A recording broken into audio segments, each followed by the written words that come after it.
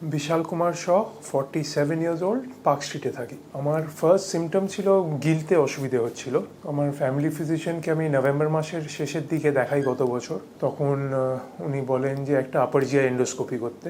আপার GI endoscopy করতে যাই যখন, তখন ওরা করতে গিয়ে বলে একটা আপনার টিস্যুও নিয়ে নিচ্ছে, একটা বায়োপসি করবো, আমাদের দেখে মনে হচ্ছে অন্য কিছু আছে। তো সেই বায়োপসি রিপোর্টে ওরা লেখে ইদার অ্যাডিনোকার্সিনোমা অথবা লিম্ফোমা দিয়ে। সেটা ডাক্তারবাবু দেখে বলেন যে একখানা সিটি স্ক্যান করাতে।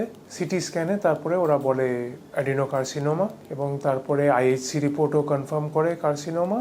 তারপরে প্রথমে 4খানা কিমো করে, ফ্লট বলে কোনো ট্রিটমেন্ট আছে, ফ্লট সিস্টেমের কিমো করে 4খানা, তারপরে সার্জারি করা হবে, তারপরে আরও 4টে কিমো করা হবে। তো প্রথম 4টে কিমো শেষ হয় আমার ফেব্রুয়ারির 22 বা 23।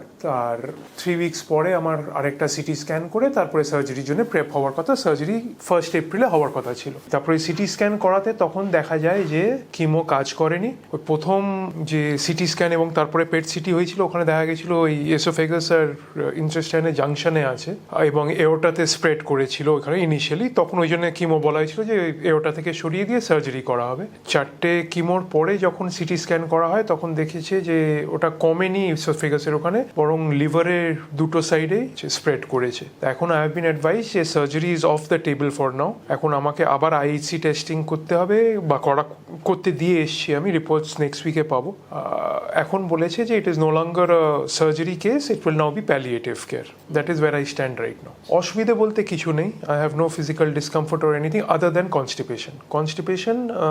আমার এমনিতেই আগে থেকে একটু প্রবলেম ছিল, বাট এই ক্যান্সার ধরা পড়ার পরে that has become even more aggravated. না, এখন এই টেস্টগুলো আসার পরে, রিপোর্টসগুলো আসার পরে ডিসাইড করবে যে টার্গেটেড কিমোথেরাপি হবে না অন্য কিছু রেডিয়েশন হবে বা ওষুধ হবে। এই অবধি এখনও they are not sure till the results come back again. তখনও আমার এইবার আগের ওই ব্লকস অ্যান্ড টিস্যুস দিয়েই করার কথা ছিল, কিন্তু এবার যখন বম্বেতে জমা দিই, দেয়ার ওয়াজ নট এনাফ টিস্যু। যেহেতু আমার লিভারে স্প্রেড করেছে বলে ওরা একটা লিভার বায়োপসি নিয়েছে, ওইখান থেকে সব টেস্টিং করবে।